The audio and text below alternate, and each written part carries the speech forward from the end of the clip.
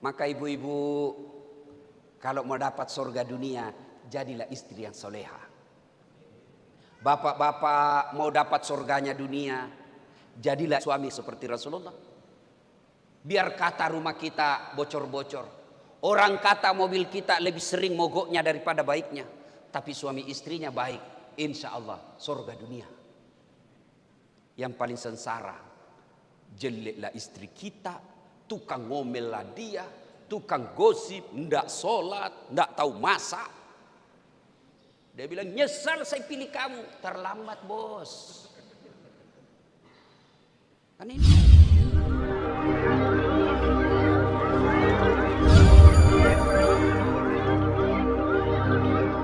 Ada orang pengusaha di dunia, akhirat menjadi bahan bakar api neraka. Ada orang anggota DPR di dunia, dimuliakan dia di dunia, di akhirat menjadi manusia sehina-hinanya.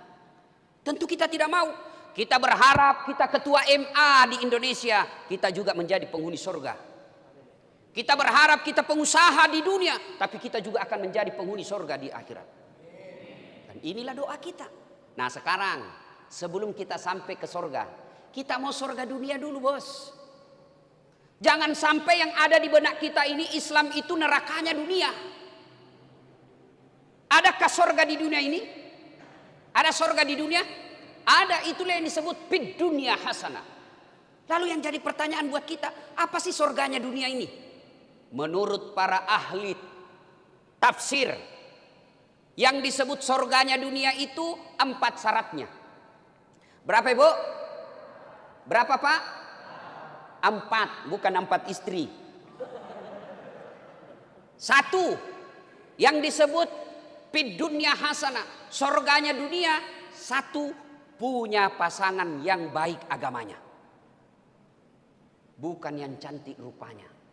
Karena ternyata makin cantik istri, makin besar masalahnya pak. Siapa bilang istri cantik bukan masalah? Istri cantik, suami jelek, masalah pak. Bener. Berarti bagus kalau jelek istri. Jelek istri juga masalah, dihina orang. Kita lagi yang malu jalan sama dia. Duluan aja dek, nanti saya menyusul. Coba. Cantik istri masalah, jelek istri masalah. Nah, Bapak ibu saudara-saudara sekalian, berarti yang baik itu punya pasangan yang bagus. Yang bagus itu siapa? Yang baik agamanya. Karena Nabi katakan pilih seorang istri 1 karena kecantikannya. Cantik penting, tapi kalau agamanya hancur, cantiknya menjadi sengsara kita. Cantik juga penting pak. Kenapa? Karena istri kita 24 jam di depan kita. Apalagi kalau kita sudah pensiun. Hampir setiap saat kita ketemu. Baru bangun dia lagi di depan kita. Mau makan, ada lagi si dia ini pak. Mau tidur, lah haula, ada lagi dia pak. Jadi kalau jelek pasti cepat ganti casing. Maka istri yang baik itu kata Nabi, yang membuat suaminya tenang di rumah. Bukan yang cantik. Cantik penting, tapi tidak boleh prioritas. Yang kedua, supaya punya pasangan yang baik. Ini terutama adik-adik nih, yang lagi galau cari pasangan. Atau bapak-bapak yang berani tambah lagi. Yang kedua, kata Nabi, pilihlah dia karena kekayaannya. Kaya penting, tapi tidak boleh prioritas. Kenapa? Kalau dia kaya, agamanya tidak bagus, dia pandang enteng suaminya. Apa kamu? Ini rumah saya yang punya. Ini mobil bapakku yang belikan kamu. Kamu pegawai negeri. Penderita kita. Kalau dia kaya tidak punya agama yang baik. Penting cari orang kaya. Tapi saya bilang sama istri saya, sayangku, ndak usah kau galau soal uang. Uang tidak dibawa mati. Dia bilang mamanya cek, betul uang tidak dibawa mati. Tapi kalau tidak ada uang rasanya mau mati. Selalu salah pergaulan lagi istri saya ini. Kan? Yang ketiga kata Nabi, pilihlah dia karena apa? Karena keturunannya. Itulah sebabnya orang Jawa mengatakan bebet, bibit, dan bobot. Tapi tidak boleh jadi tinjauan prioritas. Kenapa? Ada orang bapaknya ulama, anaknya pengkhianat. Ada orang anaknya pengkhianat, bapaknya Nabi. Nabi Ibrahim. Bapaknya itu Azor, penyembah berhala. Bukan cuma penyembah berhala, dia yang bikin patung berhala. anaknya jadi nabi. Ada juga bapaknya nabi, anaknya jadi pengkhianat. Nabi Nuh alaihi salam. Jadi penting cari keturunannya, tapi tidak boleh jadi prioritas. Dan kata Nabi yang keempat, kalau kalian mau tenang, utamakan agamanya. Agama nomor 4. Tapi anak mahasiswa saya bilang, Ustadz, secara hierarki, kenapa agama nomor 4? Mestinya agama nomor 1. Saya bilang betul nomor 4, tapi dia tidak titik di situ, dia koma. Utamakan agamanya, karena dengan agama kau dapat segala-galanya. Ada orang bukan keluarga baik-baik, bapaknya barangkali satpam saja, bapaknya barangkali cuma asongan, tapi bagus agamanya, miskinnya tidak jadi masalah, karena tutur katanya yang membuat kita tenang. Ada orang kan susah dapatnya ini Pak, dialah cantik, keturunan baik-baik, anak orang kaya, kemudian bagus agamanya, bahkan hafal Quran. Satu cewek berkumpul 4 ini Pak, 1000 cewek belum tentu ada 1. Iya toh, yang banyak dia cantik, mukanya kesurupan. Ada lagi cerdas, ada lagi bagus akhlaknya, otaknya lagi hancur. Karena begitu, untuk mencari sempurna 4 ini, kalau ada di kompleks ini Pak Said Didu, ada di Bapak dapat di sini, tunjukkan saya juga masih mau. Ini kan Pak, tidak susah Pak. Maka berawal dari cara memilihnya. Maka beruntung Bapak Ibu sekalian kalau punya istri, dengar ini Bapak-bapak, beruntung Bapak kalau punya istri yang bagus agamanya, bagus akhlaknya. Beruntung Pak. Dan sengsara Bapak punya istri hancur mukanya, jelek akhlaknya, otaknya beleng-beleng. Hancur ini Pak. Iya toh. Maka ibu-ibu, kalau mau dapat surga dunia, jadilah istri yang soleha. Bapak-bapak mau dapat surganya dunia, jadilah suami seperti Rasulullah. Biar kata rumah kita bocor-bocor, orang kata mobil kita lebih sering mogoknya daripada baiknya, tapi suami istrinya baik, insya Allah surga dunia. Yang paling sengsara, jeleklah istri kita, tukang ngomel lah dia, tukang gosip, ndak sholat, ndak tahu masak. Dia bilang, nyesal saya pilih kamu. Terlambat bos. Kan ini banyak orang menderita gara-gara istri Pak. Dan banyak orang sengsara istrinya gara-gara suami. Halo ibu, ibu, bu, bu. Ini banyak yang ibu-ibu dia bilang begini. Kalau marah sama suaminya, Pak, kau pilih mamamu atau saya istrimu. Bapak pernah dikasih pilihan begitu? Pernah toh? Nggak usah ngaku, yang penting, oh saya pernah ini Ustaz. Ibu-ibu pernah kan ngomong begitu sama suami? Hah? Nah, pencitraan lagi tuh. Iya kan? Ini kalimat yang salah. Ibu, bu, ibu. Coba lihat ini suaminya ibu. Dari kandungannya dari mana? Dikandung di mana ibu? Di mana? Ibunya. Siapa yang susui? Waktu kecil bukan waktu dewasa. Siapa? Ibunya. Siapa yang ngajarin bicara? Ibunya. Siapa yang ngajari jalan? Siapa yang sekolahkan? Ibunya. Nah sekarang siapa yang terima gajinya? Woi, jawab ini bu. Siapa? Ini kamu. Ayo. Siapa yang nikmati rumahnya yang mewah? Istrinya. Maka demi Allah, ketika istri durhaka sama suaminya, demi Allah Nabi jelaskan, jangankan kau masuk surga, baunya surga diharamkan bagimu. Gimana ceritanya dia mau bandingkan dengan ibu kita? Kita dari rahim ibu, disusui ibu kita. Masih ingat waktu ibu menyusui? Masih? Masih ingat ibu? Apalagi ketika usianya 7 bulan. Nak, kau gigit saya nak. Coba. Diajarinya ibu kita bertutur kata yang baik. Diajarinya kita jalan. Diajarinya kita hak batil. Lalu setelah kita dewasa, mapan punya gaji, siapa yang kita bikinkan rumah? Istri. Saya tidak yakin rumahnya yang diberikan Pak Hatta Ali kepada ibu bapaknya lebih hebat daripada rumah beliau. Tidak mungkin. Saya jarang sekali melihat anak rumah orang tuanya lebih cantik daripada rumahnya sendiri. Padahal ibunya yang besarkan dia. Siapa yang nikmati gajinya? Istrinya. Maka jangan pernah berkata, kau pilih ibumu atau saya istrimu. Dongo itu. Dia ketawa, saya serius. Paham? Paham ibu? Makanya jangan pernah mengkhianati suami. Maka alangkah bahagianya kita seorang suami. Begitu pulang kita kerja disambut oleh istri. Assalamualaikum kakandaku Arjunaku. Disambutlah suaminya, waalaikumsalam adindaku Sri Kandiku. Dia bilang istrinya, Masya Allah suamiku gagah betul hari ini. Dia bilang suaminya, berarti saya jelek kemarin. Ini juga suami yang tidak tahu disanjung. Begitu suaminya pulang, istrinya sudah cantik menyambutnya. Datang suaminya, dia tahu dimarahi tadi sama kepala dinasnya, dimarahi tadi sama manajernya. Datanglah suaminya, lalu dia duduk, dipeluklah suaminya sambil dikasih semangat. Bang, memang beginilah hidup. Namanya anak buah, wajarlah manajer marah. Masa abang yang mau marah sama manajer? Dipecat bang. Itu istri yang baik. Contoh ketika Rasulullah pulang dari menerima wahyu dari Gua Hira, beliau kan menggigil. Ya Khadijah, saya tidak tahu saya kenapa ini. Saya menggigil. Tolong selimuti saya. Apakah Khadijah banyak tanya? 3 hari 3 malam tidak pulang. Pulang-pulang kedinginan minta diselimuti. Ibu mampu tidak lakukan itu? 3 hari 3 malam suami tidak pulang. Di WhatsApp tidak dijawab. Di telepon di reject.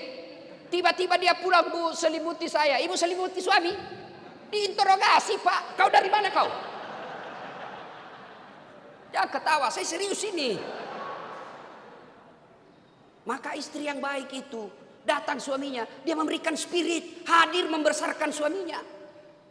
Apalagi kalau sudah dia peluk-peluk suaminya sambil menyanyi, bila kamu di sisiku, hati rasa syahdu. Suaminya masuk ke kamar, makin berantakan kamarnya, marah-marah. Suaminya, memang kamu tidak tahu ngurus ini kamar. Istrinya peluk lagi dari belakang sambil menyanyi, insaflah wahai manusia. Oh senang itu suami. Jangan malah mentang-mentang suaminya sudah mulai sakit-sakit pensiun tua, dia usap-usap rambutnya sambil menyanyi, bila Israel datang. Masya Allah, Pak, surga dunia kan kalau kita punya istri yang enak dipandang, tutur katanya lembut, dia muliakan suaminya, suaminya stres hadir istrinya, dan demi Allah, ini rahasia laki-laki Bu. Oh ibu, Bu, ini rahasia laki-laki. Jangan sampaikan kepada mereka yang tidak hadir ya. Ini kita rahasia bersama. Bapak pasti sepakat, kita laki-laki tidak mungkin mengkhianati istri kalau dia hormat sama suaminya. Oh saya Pak, Bapak kira jadi ustadz gampang? Banyak godaan Pak. Pura-pura curhat janda-janda. Ustadz saya ada masalah Ustadz. Ujung-ujungnya bolehkah ketemu Ustadz? Saya bilang saya carikan Ustadz. Saya mau Ustadz. Saya punya istri, dia bilang tidak apa-apa, tidak resmi pun tidak apa-apa Ustadz. Coba, tapi apa? Semakin baik istri saya bilang. Dalam hati saya, tidak mungkin. Istri saya hafal Quran, masih muda, cantik pula, sopan pula. Tidak mungkin. Tapi coba kalau suka ngomel. Tidak pernah cantik. Kita pulang daster tinggi sebelah. Kelihatan tali BH. Penuh bedak di sini. Nonton angka ketek. Bagaimana kita tidak serangan jantung? Nah, coba. Begitu juga kita punya suami. Bapak-bapak, masih ingat waktu menikah? Masih ingat waktu menikah? Masih ingat? Masih? Apa yang Bapak ucapkan ketika dinikahkan? Saudara Dasat Latif, saya nikahkan engkau dengan anak gadisku, Naura Sidkia Nasrun, dengan mahar tatak tunai karena Allah. Bukan tunai karena ketua MA, tunai karena menteri agama. Tidak, tunai karena apa? Karena Allah. Masih ingat istri waktu dinikahi Pak? Bapak-bapak masih ingat? Masih? Ada telinganya? 2. Hidung lubangnya? Lengkap. Coba. Mata? Lengkap. Original semua Pak. Bapak ready terima jadi. Tidak perlu lagi diajar bicara. Tidak perlu lagi diajar jalan. Bahkan dia sudah sarjana. Cantik pula. Bapak ambil anaknya orang untuk dihalalkan 24 jam. Lalu Bapak sengsarakan. lalu bapak hina, gimana bapak mau mencari nafkah dengan berkah? Coba lihat itu. Dari siapa mereka istri kita? Dari rahim ibunya. Siapa yang sekolahkan dan didik dia? Ibu bapaknya. Lalu setelah menikah siapa yang diikuti? Siapa yang diikuti? Suaminya. Lalu berkhianat bapak kepada istri. Demi Allah, bapak bukan orang baik, kata Nabi. Bukanlah bagian dari umatku suami yang tidak tahu memuliakan istrinya. Oh, bapak muliakan istri. Kalau dia ngomel, Ustaz, ngomel, itu normal. Kalau ada istri di rumah tidak suka ngomel, abnormal. Ada masalah itu pasti dengan channelnya. Biasalah. Kenapa ibu kita suka ngomel? Bayangkan, gaji 5 juta 1 bulan, 4 anak, cicilan motor, gimana mau cukup kalau zaman sekarang? Tapi itu hebatnya istri kita. Dia berusaha mencukupi itu untuk 1 bulan 5 juta itu. Coba bapak pegang 5 juta 1 bulan. Mana cukup? Tapi istri mampu. Nah, rasa dongkolnya itu dibawalah ke ngomel. Maka resepnya jangan dibalas. Kalau dia ngomel, rumusnya hadapi dia dengan diam. Semakin bapak balas, semakin hebat dia bicara.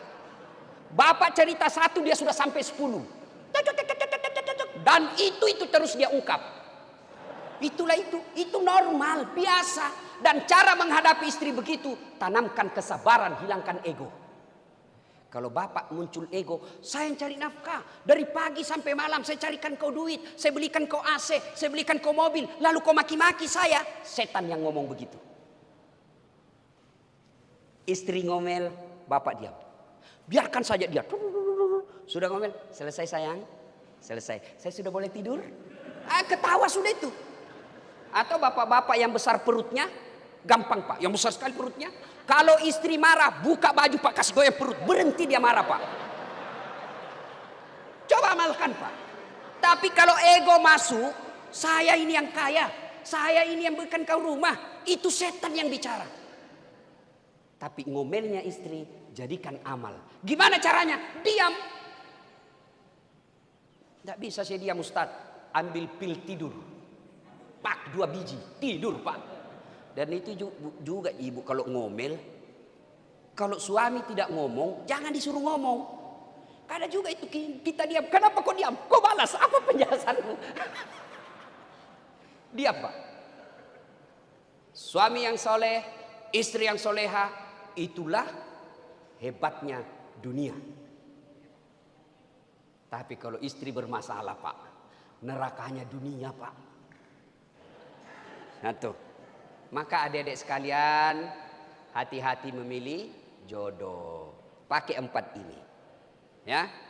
Yang kedua, surganya dunia kata para ahli tafsir yang menafsirkan fid dunya hasanah. Apa itu? Punya anak yang soleh dan soleha. Subhanallah pak, bapak yang bawa anaknya hari sholat subuh hari ini, top bapak. Hebat. Bagaimana cara punya anak yang soleh dan soleha? 1, menurut Al-Quran. Surah Luqman. Ya bunayya, wahai anakku, la tusrik billah. Jangan kau mensyirikatkan Allah.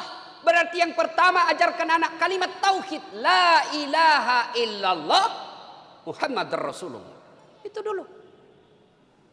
Yang kedua, paling penting jangan kasih makan uang haram.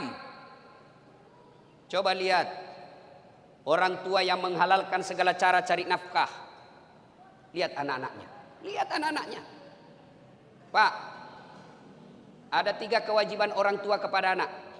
Ada yang tahu? Saya kasih hadiah. 3 kewajiban orang tua kepada anak. Ada yang tahu? Ayo, 1. Ada hadiahnya. Sini pak, sini cepat-cepat. Ini pak, cepat-cepat. Matahari sudah terang. Ayo cepat pak, cepat sedikit. Nah, kewajiban ini pak, kewajiban orang tua kepada anak. 1. Kewajiban orang tua dan anak yang pertama yaitu menikahkan, mendidik anak dulu. Langsung menikah. Nah, yang pertama apa dulu pak? Kalau yang laki-laki terlalu lama waktu. Sudah hadiahnya. Nah, terima kasih. Terima kasih. Satu, lahir kasih nama yang baik. Itu dulu. Nama yang baik bukan nama-nama artis. Nama yang baik bukan nama selebritis. Nama yang baik, nama yang ada doa dan harapan di dalamnya. Saya kasih kau nama anak Khalid. Ini Khalid ini salah satu sahabat, Khalid bin Walid, yang awalnya berperang dengan Nabi. Setelah masuk Islam, hidupnya habis untuk membela agama Allah. Saya mau ke seperti itu. Itu nama. Dua, kata Nabi, kewajiban orang tua setelah kasih nama yang baik adalah berikan makan. Cari makannya halalan thayyiban wasi'an. Halal baik banyak. Yang ketiga, didik. Dari 3 kewajiban orang tua kepada anak ini, kita terlalu sibuk cari makannya, terlalu sibuk beri makannya, lupa didiknya. Padahal yang paling susah bukan cari makan. Kenapa? Tidak ada anak di komplek ini mati kelaparan. Ada yang mati kelaparan di kompleknya Bapak? Tidak ada. Yang mati narkoba mungkin ada, mati tabrakan mungkin ada, mati tawuran mungkin ada. Berarti yang sulit bukan cari makannya, tapi yang sulit mendidiknya. Ibu-ibu, tahu cicak? Tahu cicak? Bapak-bapak tahu cicak? Apa dia makan cicak? Apa?